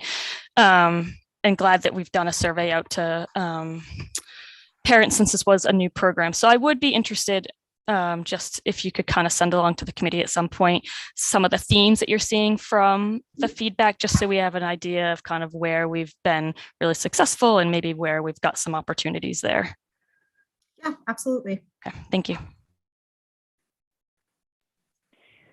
All right. I think that wraps us up, Paula. We appreciate the update, and glad to hear all the good news about those programs. And I agree with Megan that half day, both my kids went through the integrated preschool, and that Wednesday was always a rough day. So I think there'll be a lot of parents out there that will appreciate it. Sure. All right. That will lead us into the finance and organizational support part of the meeting. So first up, we have the memorandum of understanding with the Abbott Public Library. So I know Michelle is here, and we do have Kimberly from the library with us as well, I believe. So we can kind of go over this, and then Kimberly, I know, had a few things as well. Sarah, you look like you're trying to get a hold of me. I just want to let you know that I'm going to need to, I have a little bit of a family medical thing. So I'm just going to excuse myself, and I apologize. Hi, I just want to make sure you can hear me. It's probably better that I keep my video off, but can you hear me? Yes, we can hear you. Oh, good.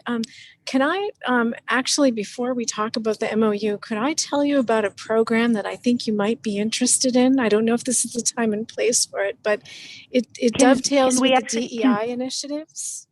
Email about that offline, just because we have to stick to our Sure. agenda. Otherwise, we can get in trouble with open meeting law violations of speaking about things that people weren't prepared to speak about and come and listen to. So, but I would love to hear that, and we can absolutely email.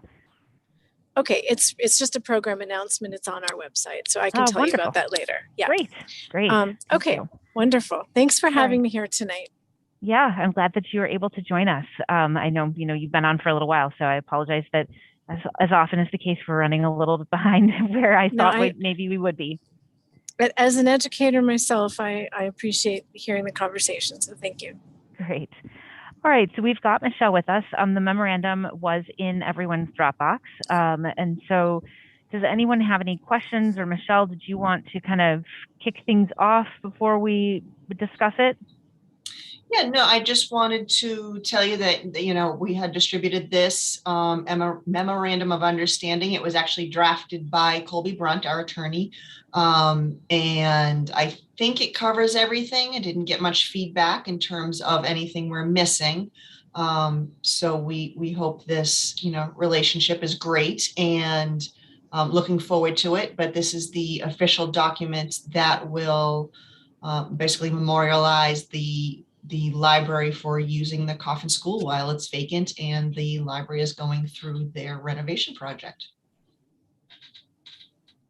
Great. And I know, Kimberly, you had requested that you could be here. So did you have anything off the bat that you wanted to share? Well, actually, I've had all of my questions answered. It's clear to me fairly much, well, most of my questions are answered anyway. It's clear to me the division of labor between the town and the library. It's clear what our responsibilities are, and so it's all coming together. But I also wanted to know when it takes effect, and when we start assuming the responsibility of the utilities and so on, and changing the locks and putting different keys on, and when does all of that happen? That really depends on when you would need the building, need continual, access to the building. And that's why we left the date blank at this point, actually. So that is a good question or a good point to bring up before the official vote is taken. Yeah, and I can report in that we are still in schematic drawing plans. We're still getting some code reports, and we're getting sort of the workflow and where we're going to put things and how it's all going to work. So we're still in that phase. So we're not anywhere close to getting in there yet, but I could see doing that late spring in still anticipation of a fall move. So we'll need to have workers in there doing some work, but the actual move won't take place until the fall. Michelle, is that something that we can add at a later time when they've got a better idea of when they want to assume? Because if I'm remembering correctly, I know I read through this the other day, but I believe that they will come back to us a couple of times throughout this, or sort of as needed throughout their process with making any changes, for just so that the school committee approves where things are headed, and just sort of what's going on in the building. So can we, once they have a better idea, we can sort of approve as is, sort of with a late spring idea on this for everybody's financial planning, but then come back to it and actually fill in dates when they've got a better idea of when dates, hard dates are there. Is that okay? We should absolutely be able to do that. Okay. And that's why I kind of left it almost with just seasons originally. I don't know if that actually made it into there, but that's what I had shared with Colby. Great. Because we did not know specific dates or specific months, but we could certainly enter into it with an understanding that it will be, by the fall. The move will definitely be before, mid-fall. All right. Anybody have any questions? Kimberly, that wraps up your concerns, correct? Yes, I think it does. Thank you. All right. Wonderful. Thanks. Does anybody from the committee have any questions for Michelle at all? No, I mean, I think it's pretty comprehensive. So. All right, great. So Michelle, correct me before we get the motion. What I've got written is a motion to enter into the MOU with the Abbott Public Library and authorize the chair to sign. Yes. Sounds okay? Yep. All right. So can I get a motion to enter into the memorandum of understanding with the Abbott Public Library and authorize the chair to sign? So moved. Megan moves. Second. David second. All right. Megan Taylor? Yes. Sarah Gold, yes. David Harris? Yes. And Emily Barron? Yes. All right. Thank you, everyone. That passes 4-0. And Kimberly, whenever you need to come back, just reach out to Michelle and we will make that happen. Great. Thank you. I'll keep you all posted. Wonderful. Thank you. Thanks again. And thank you, Michelle. That moves us along. David, I'm just going to mute you because I've got an echo. That moves us along to the early education 2022-2023 school year tuition. So Michelle, we had a memo, but I will let you sort of walk us through that. Yes. So we reviewed the early education tuition rates that we are charging. And as Paula, Dr. Donnelly explained to you, we're changing the program a little bit in terms of the schedule.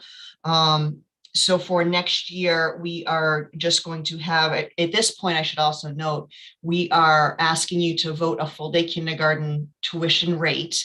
At this time, I know we're in discussions and in hopes that we will have a free full day kindergarten program next year, but that is budget dependent at this point. So really, we need to open registration next week. So we want to make sure we have a tuition determined, and we are prepared to collect that if the budget does not go forward for full day kindergarten at no cost to these families. So we are asking you to approve a rate for that tonight. We have the half day preschool program, which is going to run the 5 days a week. The full day preschool program, which will be the 4 full days plus the half day on Wednesday. So that's also 5 days a week. And we have the transitional kindergarten program, which will also be that 4 full days and that 1 half day per week. But is also considered part of the preschool program because technically it is not yet kindergarten, it's preparation for kindergarten. So currently we do have an enrollment. We have actually, for kindergarten, we are back to the levels that we were pre-pandemic, which is encouraging. So we have 131 tuition-based full-day kindergarten students, brings in approximately $425,000 for this year in revenue.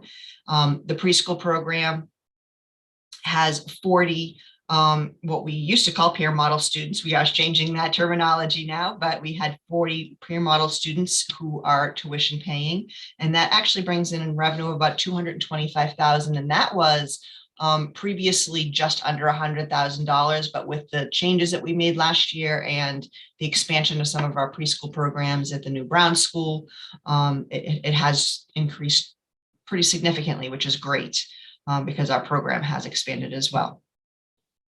So we're planning on running all those programs again next year. The full day kindergarten rate, we actually want to keep the same. We do not want to increase a rate on a program that we're actually hoping to eliminate the fee. So we're going to hold that fee, or I suggest that we hold that fee consistent for next year. For preschool program, both the half day and the full day program, we're increasing, or I'm recommending the increase of tuition of $500 each, which represents they're actually going to get an extra 2 hours per week. We are reducing each day by 30 minutes, but we're also adding that Wednesday morning. So by doing that, it's an approximately 2 additional hours per week over the year, and it comes out to roughly $500. So we're requesting half-day preschool program at $4,500, full-day preschool program at $6,500. And our transitional kindergarten, basically I put just roughly a 1.5% increase on that, which is the cost of living increase that our staff received in the program for this year. So if we raise that by $100, that will bring that to $7,100. For next year. And it's, I think by streamlining this a little bit more, into this new organization scheduling, it will make it a little more efficient in my office as well. So I'm looking forward to that. Great. Thanks, Michelle. Does anybody have any questions on that? All right. Yeah, I think you have answered them all that I had as you walked us through that. So I will ask for a motion that the school committee approve the tuition rates for the 2022-2023 school year as follows. Full day kindergarten program for $3,500, preschool half day program for $4,500, preschool full day program at $6,500, and transitional kindergarten program at $7,100. So moved. Megan moved. Second. Emily second. All right, I will have a roll call. Megan Taylor. Yes. Sarah Gold, yes. David Harris. Yes. And Emily Barron. Yes. All right, that passes 4-0. Thank you, Michelle. Great, thank you. Okay, so that then leads us to our schedule of bills. Can I get a motion to approve the identified schedule of bills totaling $381,358.67? So moved. Megan moved. Second. Emily second. Any questions for Michelle on those? All right, Megan Taylor. Yes. Sarah Gold, yes. David Harris. Emily Barron. Yes. Okay, that passes 4-0. All right, thank you, everyone. Thank you. And thank you, Michelle. Okay, so that moves us into our school committee communication part of the evening. So the first up is the policy EBCFA face coverings discussion. So Dr. Bucky left us with a memo, and he is continuing to recommend that all Marblehead Public Schools move to mask optional, but on Monday, March 7th, so that we can have that week, as he had noted in our last meeting, that we would have that week after the February vacation masked by everyone. So that would mean that our current mask optional schools at Village, the Vets, and the high school would go back to a week of mandatory masking as we come back from the break. Nan, do you, you've worked with Dr. Bucky on this entire agenda, and do you want to add anything at this point, or no pressure? No, I think, I think in anticipation, when the decision was first announced that we would go mask optional at the middle school and the high school, we were anticipating what has happened historically, and that is after a break, that we have a spike, and in an effort to kind of contain what might happen in the week after vacation, the recommendations put forward to move to mask optional on March 7th for all of our schools. Thank you, Nan. So as everyone probably knows, the Department of Ed has said that they are not going to renew the mask mandate as of the 28th, so the Monday that everyone comes back from February vacation. So, I think Dr. Bucky did a nice job of laying out that the fact that although he's going to stick with his original statement, that this really is something that the committee can take under discussion and make a decision on as we feel fits. The additional piece that we need to take up this evening is, so Dr. Bucky is also recommending that the committee act to rescind the policy as of Monday, March 7th. He and I did have conversations. I think everybody received the email from MASC on Monday afternoon with an updated or highly revised policy, EBCFA, that basically states that, as the district is sort of as districts are continuing to move through the pandemic, as it continues to morph and change, that this would require basically that face coverings be worn on students and staff after returning from their 5-day quarantine/isolation after testing positive. So that's the current guidance from all the departments of health and CDC, that masks will be required in all school health offices, and that per federal public health order, all students and staff are required to wear a mask on school buses. As I sort of dug through that this week, Emily and I, it came up Monday late afternoon, so we did not have time. Neither one of us could get a policy meeting together today, so we did not pull a subcommittee meeting on this. But in my head, it sort of made sense to put it forward to the full committee anyways, because I didn't see us sort of dicing and slicing the revisions. Sort of, it's pretty straightforward. There's the things that are somewhat, I guess, I don't know what word to even use anymore. If they're required, I think is probably the best word to use. The piece on the buses is absolutely a federal mandate. So there's no working around that. And then obviously the 5 days of masking after someone has tested positive and done their 5 days of isolation is also required. And then the school health offices is a piece that I believe is written into DESE guidance. So, I'll just sort of turn it over for discussion at this point. And we can, we've got multiple ways that we can handle this, and multiple motions that could be taken and voted on. So Megan, I see your hand up. I'd like to make a motion, and then we can discuss. I motion that we rescind our mask policy and effective as of February 28th. All right, so Megan has made a motion. Does anyone want to second that? I'll second it. Okay, Emily seconded. Can I explain my rationale? Or Absolutely, take it away. so I think with rescinding the mask mandate, no, that's all right. With my reasoning for kind of rescinding the mask mandate is because I think, you know, the DESE regulations and the federal regulations, we will follow those. I think we've been following DESE regulations the entire time. I think we should continue to do that. And that covers the pieces that you mentioned earlier.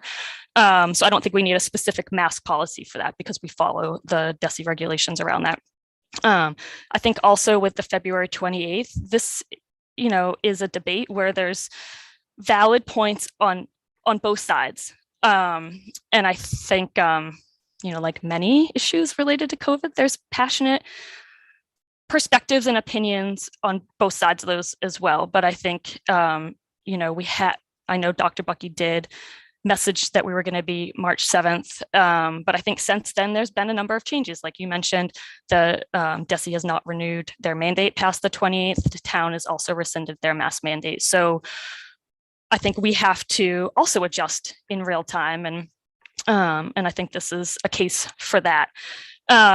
So I think we really need to use the data we have available to us and make the best decision for our districts. Obviously, I think everybody has the same goal, right? We want to keep our students safe and healthy. We want to keep our staff safe and healthy, and we want to keep our schools open. But one of the shifts that we've been doing is not mandating those pieces anymore because of where we are with COVID. We've learned a lot, and a lot has changed since this all began. And now, you know, we've got the testing available at home. We make those available in advance to our families that have signed up for it. The at-home testing is available, you know, much more available than it has been previously. In addition, we're still doing our pool testing, which we'll plan to do Monday and Tuesday upon return from the break, for, again, the families that are involved in that. And then, you know, I would hope that as we kind of make this shift, that families are partners here. We're all in this together, which we've been saying all along. And so if you know, from a family's perspective, if you are at greater risk for, you know, being exposed to COVID, then hopefully you're testing and masking if you need to. And same thing for anyone who has the health, you know, health concerns as well. So I think, you know, I choose to believe that everybody, like I said, has the same goal, and we're all going to partner and do what we need to do to make that a reality. So I'm not sure that the mandate is necessary. And I guess I'll stop there and let others continue, you know, comment. All right. Anybody else want to weigh in?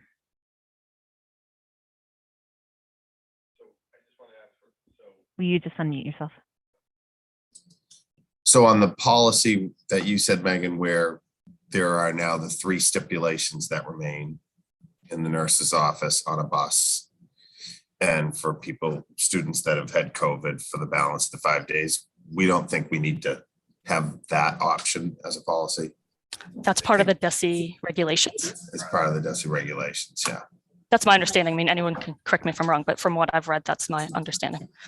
Yeah, so it supersedes we're not creating a policy that doesn't exist as a DESE regulation, right? It mirrors what it is, and we need to adhere to that anyway. Right.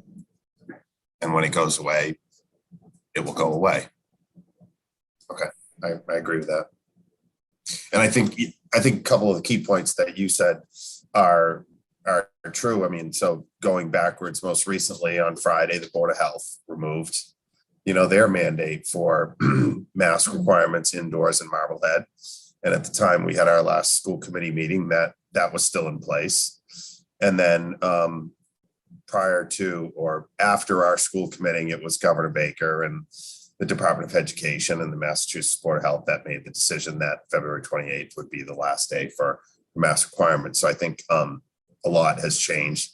And I think the trends of numbers of cases going forward are also continuing, you know, to show that it's dropping significantly, as well as it's able to be managed a lot better, as you say, through testing, and the types of illnesses from it all are able to be managed a lot better. And I think we've really come a long way in being able to do that. And I would agree with those comments.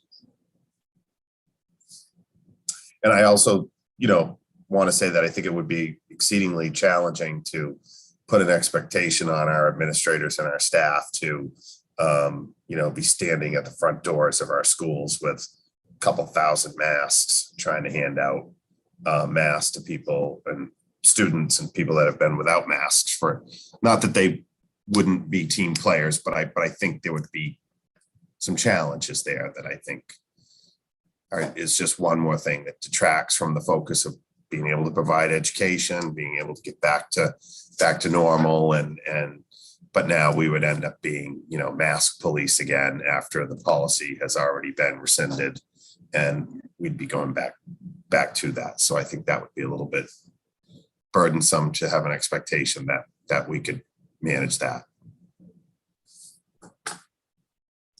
Emily? I'll just kind of reiterate like two things that changed my mind on this from what Megan said and what David just said. So at first, I think I was for doing masking after February break, but that was before we actually went maskless or mask optional. So it was before we had, like Megan said, had the information. And now, like what David said, now that these kids have been unmasked, to put them back in masks is going to be difficult for some of them, right? And it's going to be like David said, it's going to be policing it, right? Because it's just going to be a whole lot of confusion, and we don't need that unless they want to. And then what Megan said about the testing, we have so much testing available to us now that if you did do something where you could have been exposed, go get a test. Even if you're not signed up for pool testing or our free testing that you bring home, which everyone should do that because you literally get a test in your kid's backpack. It's a great program. You can go to CVS and get a free test. So we just need to be responsible that we have this option. So just test your kids every day that week if you do something, and we can all do that. And it's easy. It wasn't before, but they've made it accessible to everybody. So I think doing this is going to be okay. And that's I have to say. So this has been one, the hardest decision that has sort of rolled around in my mind in quite some time. It sort of took me back to about this time last year when we were trying to decide whether we could put kids 3 feet and 6 feet and roll all the way in. So I walked in tonight really not knowing how I felt, and still will probably continue to perseverate over it after the meeting. But what I keep coming back to is the idea that we've followed DESE guidance all along, and obviously the mandates, which we did not have, our hands were tied on that one.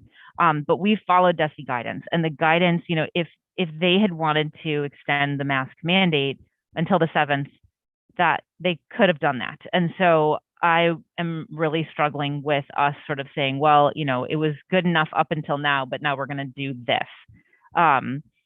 It's kind of, there's a disconnect there for me. I also, absolutely agree on the policing it front, that to ask the kids to put it back on. We know that morale with the kids and the masks was pretty low, particularly at the high school, before we allowed them to go mask optional, and that was causing behavioral issues and discipline issues. And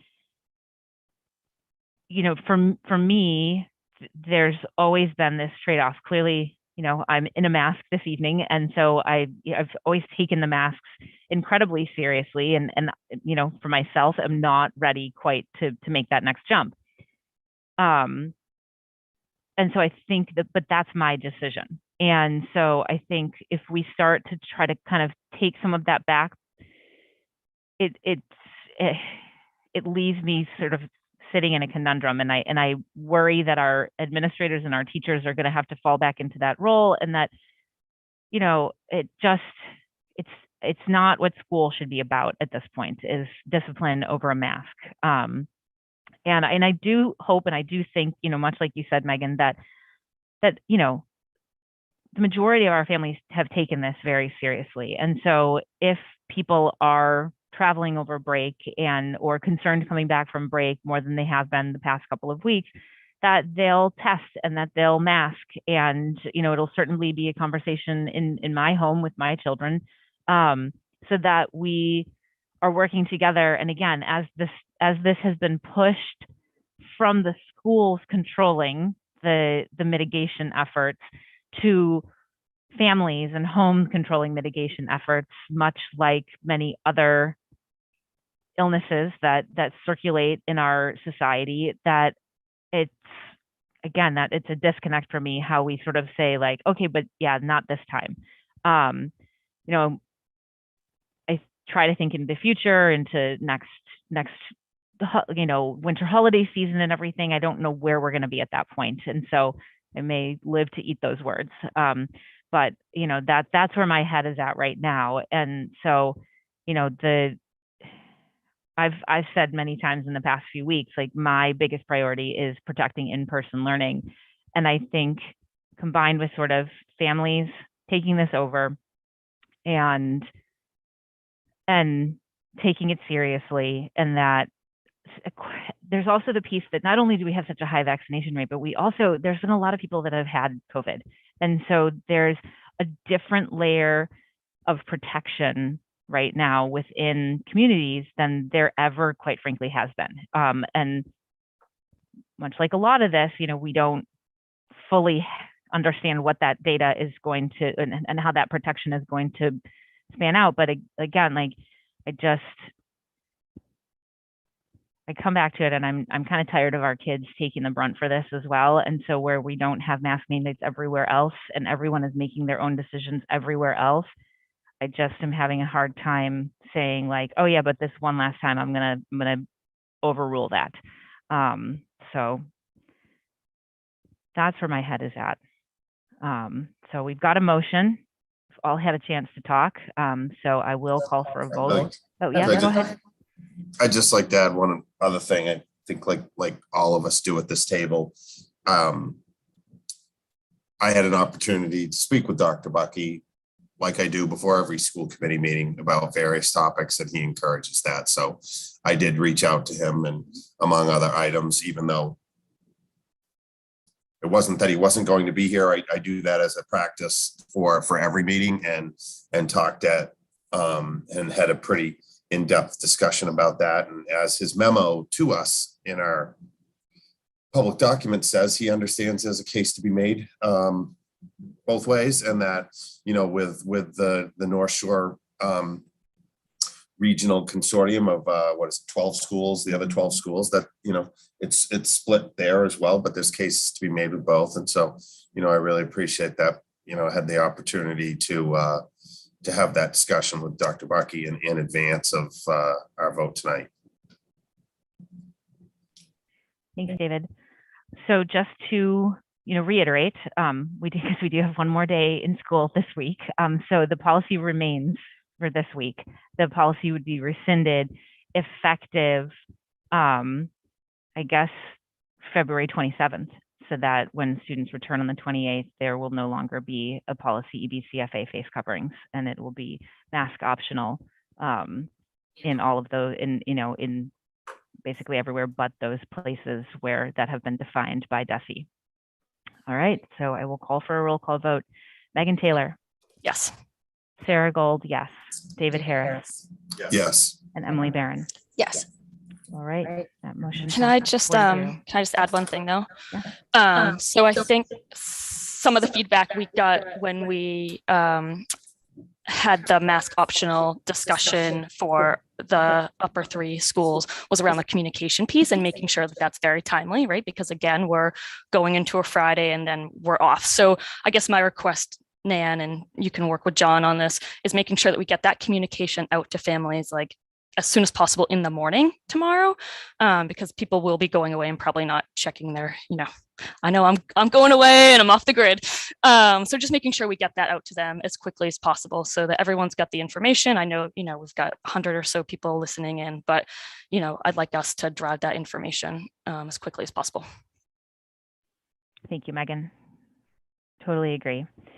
All right, so that leads us then to an in-person meeting discussion. I had sort of tossed this out at the very end of last meeting that I wanted to talk more about this week. We've obviously made mention of it at other points in the year, and then things have spiked, and we haven't actually ever, the four of us and our leadership meet in person, but allowing the public to rejoin us in person and function more as we have pre-COVID.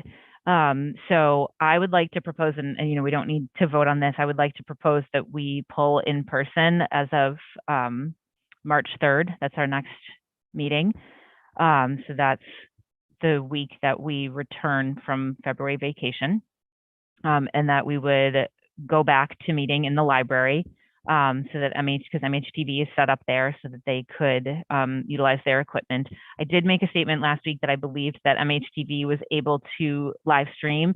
They contacted me afterwards and said they're actually not able to live stream. The live stream was, I think, from Principal Bauer. That was for the mental health forum that I had attended, but we are able to live stream. And Stephen, he and I have not worked out all the details yet, but we have talked multiple times at points throughout the year to make sure that we are able to live stream. And so similar, the committee is back on headsets this week, but similar to sort of how we have been in the past few weeks at the board table type situation, that it would look somewhat similar to that, but in my hopes is that we would be back in our C in the library with our audience. And obviously, again, we send our children.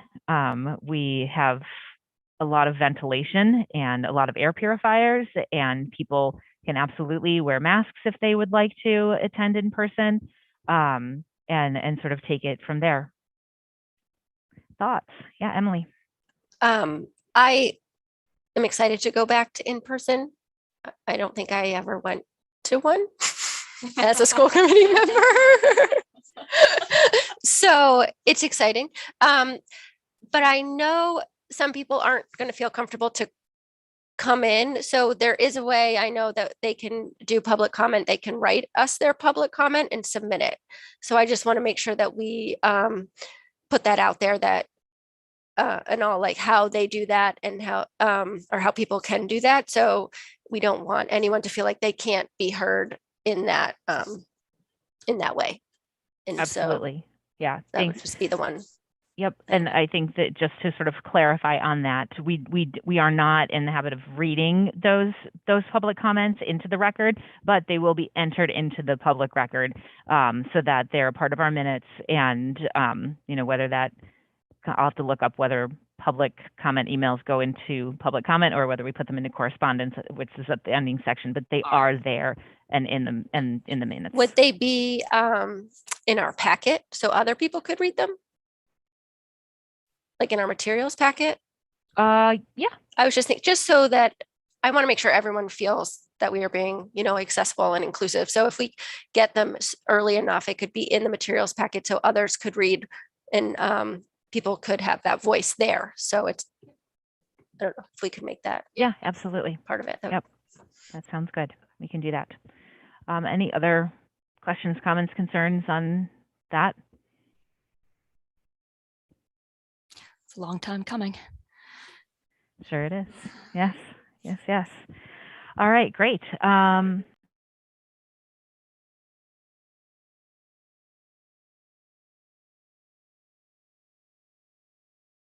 The time, and then I don't know that I'm muted. So I think there is an opportunity if individual members are unable to attend, right? You, based on a vote that's been taken previously by, I forget them. I think It's been so long, Yeah. meeting, that people can attend the meeting remotely, correct? Yes, that's correct. We need to have a quorum of the committee in person, but then others can call in. Call in. Yep. Okay, great. Yeah, and yeah, we can work offline on that and concerns from here to there. All right. Any subcommittee or liaison updates? Emily? I have some.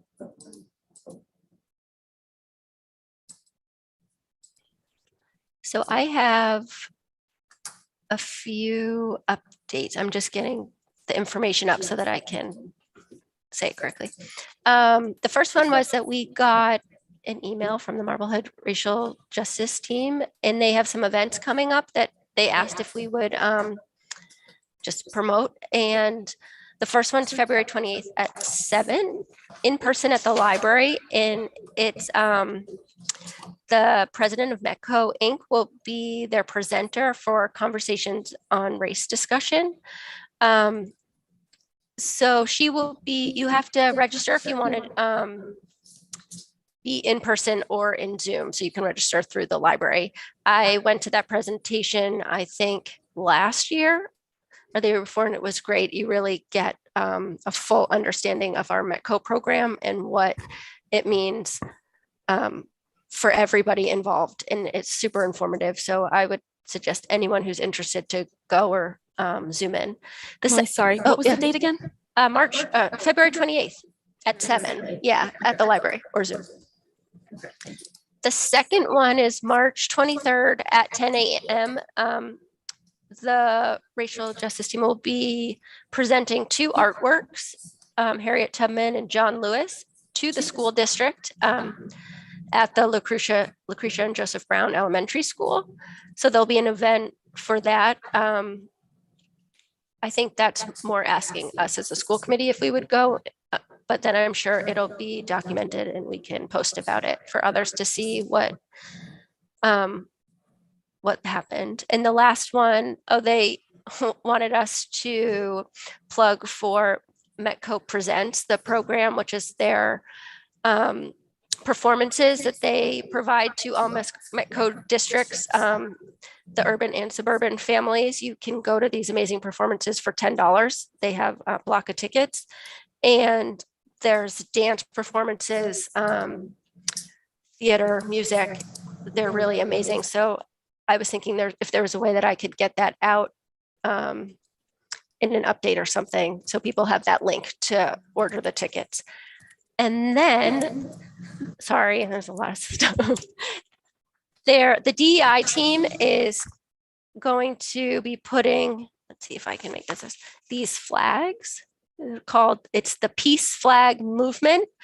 We have one for every school, and the flag represents every culture, race, spirituality, gender, sexuality, age, and ability. And the movement was created in Boston, and they are spreading these flags. And I'm going to quickly read their mission because it's really great. So the Peace Flag Movement works to unite the world in the fight for equity and justice for all people. It starts with a flag, making the hope of change visible, and it grows when we turn education and conversation into action.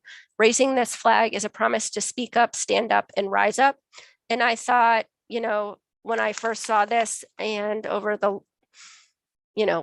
last couple of weeks, what's been happening, this is a great representation of what we want to do in our district and where we want to go moving forward. So these will be going up soon, I hope, in all of our schools. This is awesome flag. So you can go to peaceflagmovement.org for more information. And that's it. Thank you, Emily. Megan, I think you had something. Yes, I also have a few dates. It's a lot going on in March for the CPAC. So on March 9th, Dr. Donnelly will be presenting on the IEP process at 7 p.m. So, even though I've been at this for a long time, I still listen into those because you always learn something. So I highly recommend listening into that. And then also on March 30th at 7 p.m., there'll be a speaker, Ashley Harris-Wally, I hope I'm pronouncing her name right. And the topic is ableism. So 2 CPAC sponsored events, I highly recommend. Wonderful. All right. And as I said, Emily and I didn't get a chance to meet. And facilities, I don't believe met either, correct? We are meeting, I think it's on the calendar for the 28th, that Monday when we get back. Okay. yeah, I just was wondering if we've had a chance to think about the MOU with facilities that puts facilities communicating with the town on properties. I was able to acquire the list of properties, so we have that for our meeting, so we can move forward. Wonderful, great. All right. I think budget is obviously moving along. We'll probably have a large discussion on that once Dr. Bucky returns. All right. And we are just waiting to catch up since the interim town administrator started 2 weeks ago. You know, he needs an opportunity to get up to speed with where everything is. And then we anticipate that Steve and John McGinn will be reaching out to us at that point, or if not Steve, and then we'll have some further meetings with the finance committee and reestablish the date that when we'll be presenting the budget to the finance committee. All right, thanks, David. All right, so within closing business, does anybody have any new business? All right, correspondence. I think we need to just make sure that whether or not we can submit that one piece, but we all have it within our emails speaking about the program of studies. So anybody else have any correspondence? All right, so I will adjourn us at 9:06. Thank you, Nan, for joining us and for filling in as our superintendent for the evening.